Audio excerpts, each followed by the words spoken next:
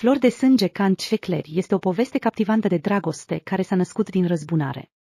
Visele, speranțele și ambițiile lui Dilan au fost distruse atunci când a fost forțată să se căsătorească cu Baran, un tânăr care a renunțat la propriile aspirații pentru a pune capăt dușmăniei dintre familiile Carabei și Demir și pentru a salva viața fratelui soției sale. Cu toate acestea, această căsătorie de conveniență devine o adevărată povară pentru amândoi. Dilan și Baran sunt ca doi prizonieri ai destinului, forțați să împartă un drum plin de suferință. Între timp, Baran se confruntă cu unchiul său Lacom, hotărât să reînvie conflictul dintre familii pentru a pune mâna pe averea nepotului.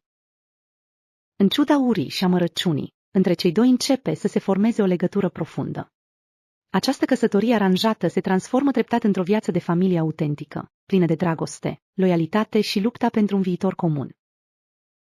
Este o poveste care arată cum pasiunea și puterea iubirii pot învinge chiar și cele mai mari obstacole.